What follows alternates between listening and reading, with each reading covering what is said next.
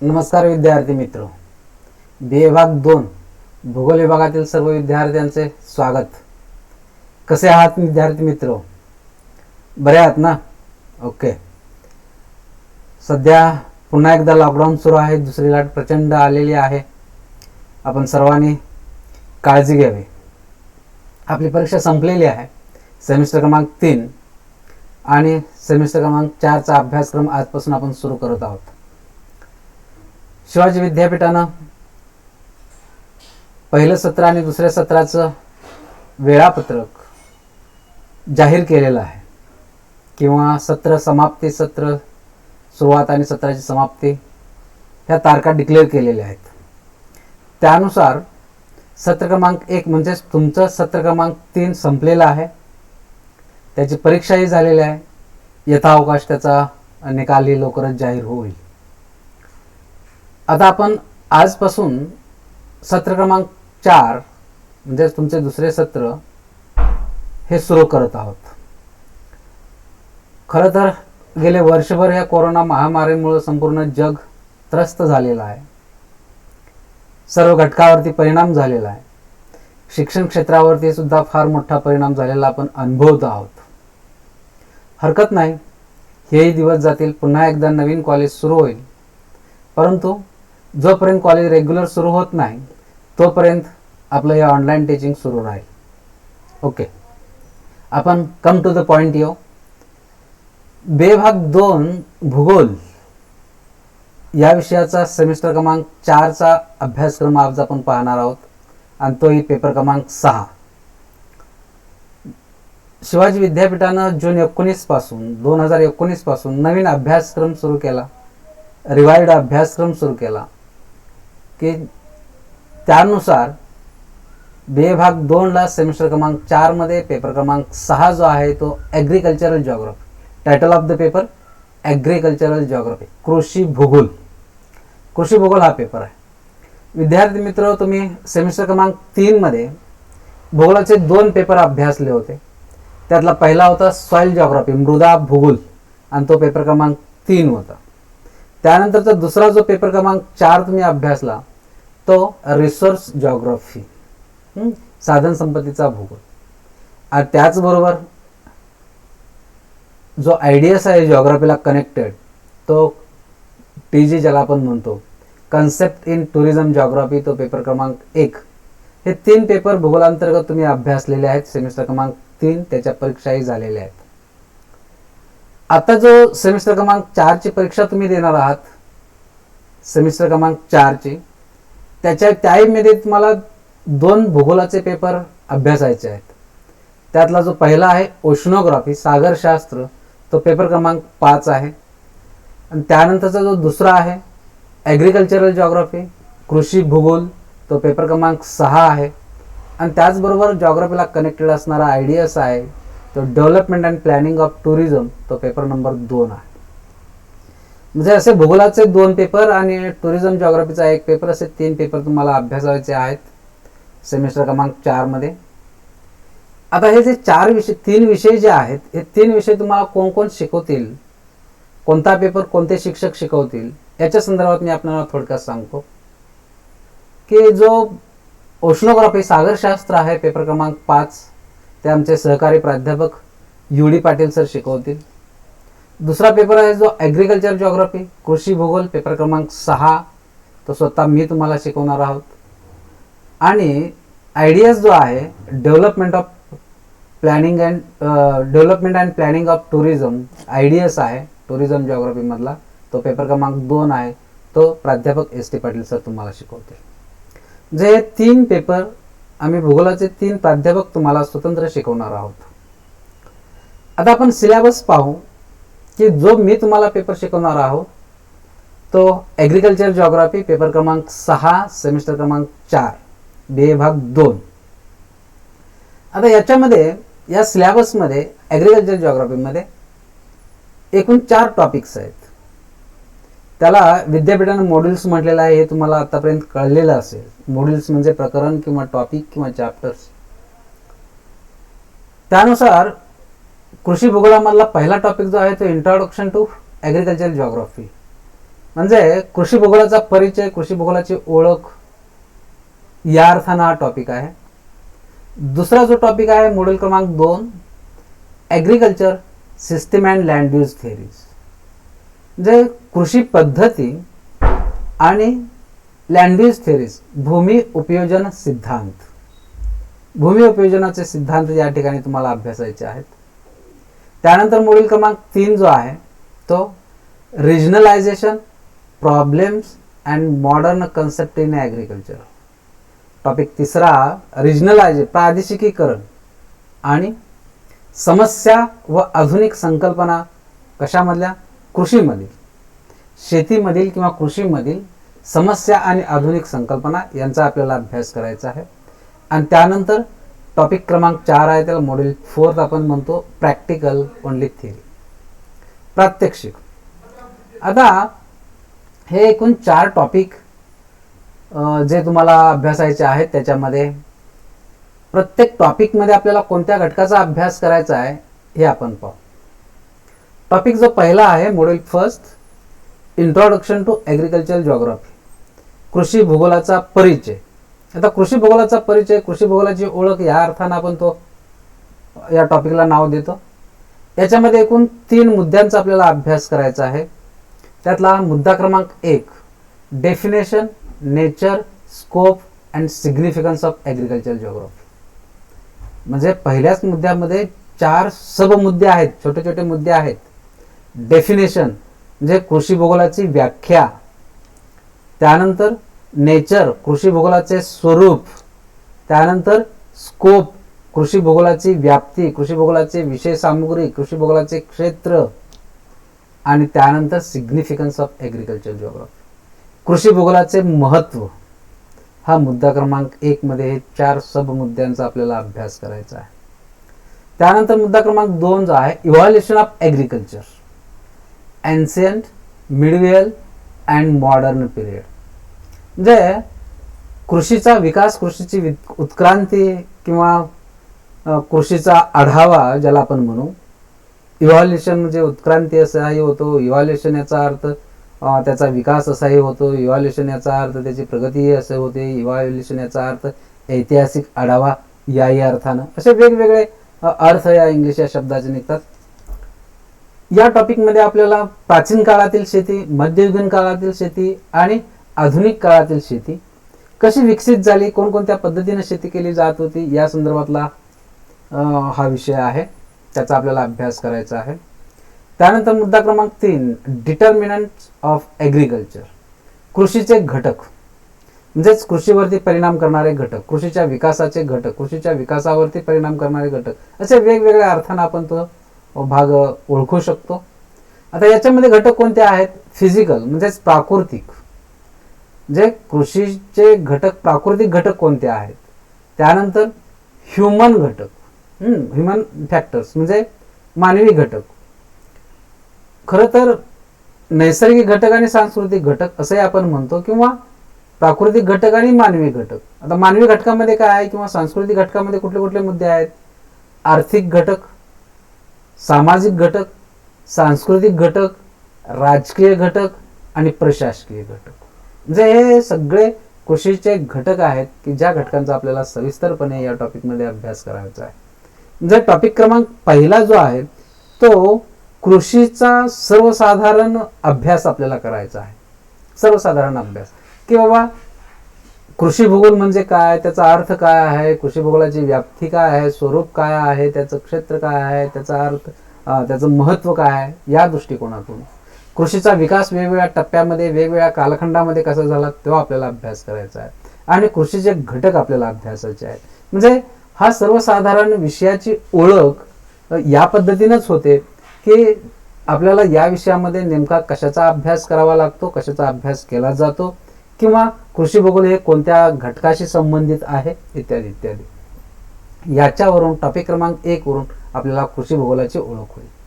त्यानंतर टॉपिक क्रमांक 2 जो आहे agriculture system and land use theories, म्हणजेच कृषी पद्धती आणि भूमी उपयोजन सिद्धांत.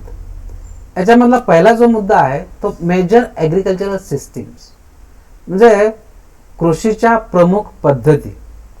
आता कृषीच्या प्रमुख पद्धती कोणकोणत्या आहेत त्या, जसं नॉमॅडिक हार्डिंग आहे म्हणजे भटकी शेती आहे, लावस्टिक रांचिंग आहे म्हणजे काय पशुपालन आहे, शिफ्टिंग कल्टिवेशन स्थलांतरित शेतीचा एक प्रकार आहे, इंटेन्सिव्ह सबसिस्टन्स फार्मिंग म्हणजे सखोल उदरनिर्वाहाची शेती आहे, कमर्शियल फार्मिंग म्हणजे व्यापारी शेती आहे, आणि हॉर्टिकल्चर म्हणजे फळबाग. हे हे हे वेगवेगळे जे शेतीचे प्रकार आहेत, शेतीच्या वेगवेगळ्या पद्धती आहेत, त्या पद्धतींचा आपण सखोल अभ्यास करणार आहोत. कोणत्या प्रदेशामध्ये कोणत्या प्रकारची शेती केली जाते, त्या शेतीची वैशिष्ट्ये काय आहेत किंवा त्याचे गुणधर्म काय आहेत, त्याचे दोष काय आहेत किंवा उपयोग काय आहे, त्याचं स्वरूप काय आहे, एकंदर या दृष्टिकोनातून आपल्याला मुद्दा क्रमांक 2.1 हा टॉपिक क्रमांक 2 मधील अभ्यासायचा आहे. त्यानंतर दुसरा मुद्दा आहे von Thunen's theory of agriculture land use. Von Thunen हे एक शास्त्रज्ञ होऊन गेले, अर्थात ते शेतकरी होते, फार्मर्स होते. त्यांनी त्यांच्या अनुभवातून एक सिद्धांत मांडला की ज्या सिद्धांताला ॲग्रिकल्चर लँड यूज थेअरी असं म्हटलं जातं, कृषी भूमी उपयोजनाचा सिद्धांत. फॉन्थुनेने जो सिद्धांत मांडला त्या सिद्धांताचा सविस्तर आपण अभ्यास करणार आहोत. म्हणजे अशा प्रकारचा टॉपिक क्रमांक 2 जो आहे त्याच्यामध्ये फक्त 2च मुद्दे आहेत, ॲग्रिकल्चर सिस्टीम म्हणजे कृषी पद्धती आणि फॉन्थुनेन यांचा कृषी भूमी उपयोजनाचा सिद्धांत. ओके. त्यानंतरचा तिसरा topic regionalisation, problems and modern concept in agriculture. जे कृषी प्रादेशिकीकरण, problems and modern concept in agriculture म्हणजे कृषीतील किंवा शेतीतील समस्या आणि आधुनिक संकल्पना, या अर्थानं या टॉपिकचा आपण अभ्यास करणार आहोत. याच्यामध्ये पहिला जो मुद्दा आहे मेथड्स ऑफ ॲग्रिकल्चर रिजनलायझेशन. ह्या मेथड्स आहेत, कृषी प्रादेशिकीकरणाच्या वेगवेगळ्या पद्धती आहेत, त्यापैकी काही पद्धतींचा आपल्याला अभ्यास करायचा आहे. क्रॉप कॉम्बिनेशन ही एक मेथड आहे. दुसरं क्रॉप डायव्हर्सिफिकेशन ही एक मेथड आहे. ह्या 2 पद्धतींचा आपण अभ्यास मुद्दा क्रमांक 1 मध्ये करणार आहोत. त्यानंतरचा दुसरा मुद्दा आहे तो ॲग्रिकल्चर प्रॉब्लेम्स म्हणजे कृषीच्या समस्या ह्या वेगवेगळ्या आहेत. जसं या कृषी समस्यांची विभागणी आपण 2 विभागामध्ये 2 गटामध्ये करतो.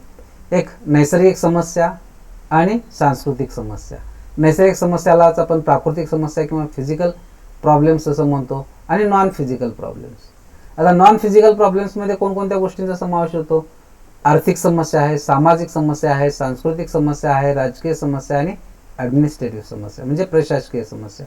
ह्या कृषीच्या ज्या वेगवेगळ्या समस्या वेगवेगळ्या विभागामध्ये विभागलेल्या आहेत किंवा कृषी समस्यांचे वेगवेगळे गट केलेले आहेत, त्यामध्ये नेमका आपल्याला कोणत्या समस्या भेडसावतात त्या समस्यांचा आपण अभ्यास करणार आहोत. आणि चौथा जो मुद्दा आहे सस्टेनेबल ॲग्रिकल्चर म्हणजे शाश्वत शेती. ही शाश्वत शेती ही जी संकल्पना आहे, संकल्पना आपण डीपली समजावून घेणार आहोत की शाश्वत संकल्पनेचा अर्थ काय आहे, सध्या ते कुठं केली जाते, शाश्वत कृषीची, शाश्वत शेतीची आवश्यकता काय आहे, त्याचं महत्त्व काय आहे, या अंगाने हा आपल्याला अभ्यास या टॉपिकमध्ये करायचा आहे. म्हणजे टॉपिक क्रमांक 3 मध्ये एकूण 3च मुद्दे आहेत. एक ॲग्रिकल्चर रिजनलायझेशन, कृषी प्रादेशिकीकरण, कृषीवरती परिणाम करणारे घटक आणि शाश्वत शेती, असा 3 मुद्द्यांना अनुसरून हा टॉपिक तयार करण्यात आलेला आहे. त्यानंतर शेवटचा जो टॉपिक आहे प्रॅक्टिकल म्हणजे प्रात्यक्षिक. याच्यामध्ये फक्त थेअरीचा भाग समाविष्ट होतो. प्रॅक्टिकल स्वतंत्र तुमचं प्रॅक्टिकल घेतलं जाणार नाही. ज्या पद्धतीने थेअरीचे टॉपिक शिकवले जातात त्याच पद्धतीने हे प्रॅक्टिकलचं सुद्धा टॉपिक थेअरीच्या टाईपवरती शिकवलं जातं. याच्यामध्ये एकूण 4 मुद्दे आहेत. त्यापैकी पहिला मुद्दा आहे तो लाईन ग्राफ म्हणजे रेषा आलेख. रेषा आलेख हे प्रॅक्टिकल आहे. जसं ग्राफ पेपरवरती तुम्ही अगदी याच्या अगोदर बऱ्याच वेळा वेगवेगळ्या प्रकारचे आलेख काढलेले असतील. आलेखाचे वेगवेगळे प्रकार आहेत. त्यातला पहिला एक आलेख आहे जो रेषा आलेख किंवा विशिष्ट भौगोलिक आकडेवारी आपण आलेखाच्या साहाय्याने कशी दर्शवू शकतो. तो रेषालेख म्हणजे काय, त्याची व्याख्या काय, त्याचे प्रकार कोणते आहेत, त्याचे गुणधर्म काय आहेत, त्याची वैशिष्ट्ये काय आहेत, कोणकोणत्या घटकांसाठी तो काढला जातो, इत्यादी इत्यादी आपण अभ्यासणार आहोत. दुसरा बार ग्राफ म्हणजे स्तंभालेख. जसं रेषालेख आहे तसा स्तंभालेख हा सुद्धा आलेखाचा एक प्रकार आहे. हा आलेखाचा प्रकार आपण स्तंभांच्या साहाय्याने दर्शवतो भौगोलिक आकडेवारी. मग हे कोणत्याही प्रकारची भौगोलिक आकडेवारी आपण कशा पद्धतीनं स्तंभालेखाच्या सहाय्याने दर्शवतो, त्याची वैशिष्ट्ये काय आहे, त्याचे गुणधर्म काय आहेत, त्याचे उपयोग काय आहेत, त्याचे प्रकार काय आहेत, इत्यादी इत्यादी बाबींचा आपण अभ्यास या मुद्द्यामध्ये करणार आहोत. तिसरा जो मुद्दा आहे तो डिवायडेड सर्कल. ही मात्र आकृती आहे. खरं तर भूगोलाच्या अभ्यासामध्ये आलेख आणि आकृत्या आणि नकाशे हे अत्यंत महत्त्वाची साधनं आहेत की ज्या साधनांच्या सहाय्यानं भूगोलाचा अभ्यास हा अत्यंत सरळ होतो, लवकर होतो किंवा सुस्पष्ट होतो किंवा त्याचं आकलन ही जलद गतीने होते. डिवायडेड सर्कल म्हणजे विभाजित वर्तुळ. विशिष्ट प्रकारची भौगोलिक आकडेवारी आपण विभाजित वर्तुळाच्या सहाय्यानं कशी दर्शवली जाते की ज्यामुळे त्याचं आकलन जलद गतीने कसं होतं. हे डिवायडेड सर्कल कसं काढलं जातं, त्याची रचना कशी असते, त्याचे गुणधर्म काय आहे, त्याचे उपयोग काय आहेत, या बाबींचा आपण अभ्यास करणार आहोत. आणि शेवटचा मुद्दा आहे प्रोपोर्शनल स्क्वेअर म्हणजे प्रमाणबद्ध चौरस. ह्या प्रमाणबद्ध चौरस ही सुद्धा एक आकृती आहे विशिष्ट प्रकारची की ज्या आकृतीमध्ये आपल्याला वेगवेगळ्या प्रकारचे कॅल्क्युलेशन करून त्याची लांबी रुंदी हा भाग आपल्याला तयार करावा लागतो आणि त्यानुसार आपल्याला ती आकृती काढावी लागते की ज्या आकृतीमध्ये विशिष्ट भौगोलिक घटकांचे वितरण दर्शवलेलं असतं. मग अशा प्रकारचा हा प्रॅक्टिकलचा टॉपिक अत्यंत साधा सोपा आहे. खरं तर संपूर्ण सिलेबसच हा ॲग्रिकल्चर जिओग्राफीचा अत्यंत सोपा आहे की जो आपल्याशी निगडीत आहे, आपलं दैनंदिन जीवन शेतीशी निगडीत आहे आणि मग अशा शेतीचा अभ्यास करणं आपल्याला अत्यंत सोपा आणि सरळ होऊ शकतो.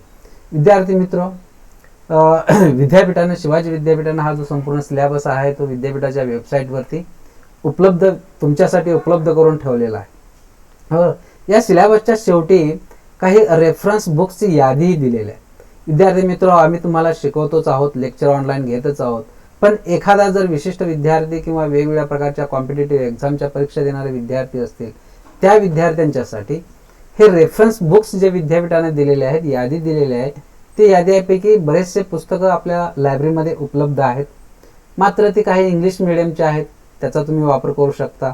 नसेल तर काही मराठी मिडियमची सुद्धा पुस्तकं आहेत, असंख्य पुस्तकं आहेत. त्यापैकी काही महत्त्वाची पुस्तकं कृषी भूगोलाच्या संदर्भात फुले सुरेश या लेखकाचं कृषी भूगोल हे एक पुस्तक आहे, विद्याभारती प्रकाशनचं. साळुंखे विजया या लेखकांचं एक कृषी भूगोल नावाचं पुस्तक आहे. विठ्ठल घारपुरे यांचंही कृषी भूगोल पिंपळापुरी प्रकाशन नागपूर येथील पुस्तक आहे. त्यानंतर खतीब के यांचंही पुस्तक मृदा भूगोल आहे, कृषी भूगोल आहे, हे तुम्ही अभ्यासू शकता. मग अशा प्रकारचे वेगवेगळे पुस्तकं लायब्ररीमध्ये आपल्याला ग्रंथालयामध्ये उपलब्ध आहेत. त्यानंतर scheme of teaching and examination. विद्यार्थी मित्र, तुम्ही जी सेमिस्टर क्रमांक 3 दिलेली आहे ती सेमिस्टर क्रमांक 3 ची परीक्षा ऑनलाईन विद्यापीठाने घेतली. या कोरोना महामारीमुळे कॉलेजमध्ये किंवा महाविद्यालयामध्ये ऑफलाईन परीक्षा घेणं सोयीचं नव्हतं. त्यामुळं मोठ्या प्रमाणात हा कोरोना व्हायरस पसरला असता, तुम्ही धोक्यात आला असता, विद्यार्थ्यांचं जीवनमान धोक्यात आलं असतं. हे टाळण्यासाठी विद्यापीठानं, महाराष्ट्रातील नाही भारतातील बऱ्याचशा विद्यापीठांनी ऑनलाईन परीक्षा घेण्याचं निश्चित केलं. त्यानुसार तुमची ऑनलाईन परीक्षा झाली. आता हा जो संपूर्ण भाग आहे परीक्षेचा, आणखीन तुमचा शिकविण्याचा, जोपर्यंत हे लॉकडाऊन आहे, कॉलेज सुरू होत नाही, तोपर्यंत आम्ही तुम्हाला ऑनलाईनच भेटू. हा भाग ऑनलाईन शिकवला जाईल. आठवड्यातून या विषयाला एकूण 4 तास असतील की जे थेअरीचे 4 तास म्हणजे टोटल 4 तास असतील. आणि हा जो संपूर्ण पेपर आहे, जो सिलेबस आहे, या सिलेबसवरती जी तुमची परीक्षा घेतली जाईल त्या परीक्षेसाठी एकूण 50 मार्क्स दिलेले आहेत. म्हणजे 50 मार्काची तुमची परीक्षा होईल. आणि जे ती थेअरीची असेल, प्रॅक्टिकल याच्यामध्ये होणार नाही. प्रॅक्टिकलचा एक टॉपिक याच्यामध्ये समाविष्ट जरी असला तरी ती प्रॅक्टिकलची स्वतंत्र तुमची परीक्षा होणार नाही. त्या थेअरीमध्येच त्या टॉपिकवरती प्रश्न विचारले जातील. विद्यार्थी मित्र, तुमचं प्रश्नपत्रिकेचे स्वरूप जे आहे ते जसं तुम्ही याच्या अगोदर ऑफलाईनमध्ये परीक्षा दिलेली होती त्याच पद्धतीनं असेल. पण जर लॉकडाऊन असेल, कोरोना व्हायरसची परिस्थिती गंभीर असेल तर मात्र परीक्षा तुमची जी आहे ते विद्यापीठ पुन्हा ऑनलाईन घेईल आणि त्यामध्ये फक्त ऑब्जेक्टिव्ह असतील. पण जर ऑफलाईन परीक्षा असेल तर ऑब्जेक्टिव्हही असतील, शॉर्ट नोटही असतील आणि ब्रॉड क्वेश्चनही असतील. म्हणजे ते स्ट्रक्चर आहे 50 मार्काची विभागणी त्या पद्धतीने केलेली आपल्याला आढळते. विद्यार्थी मित्र, आपण सहभागी झालात त्याबद्दल धन्यवाद. पुन्हा भेटू पुढील तासाला. घरी राहा, सुरक्षित राहा.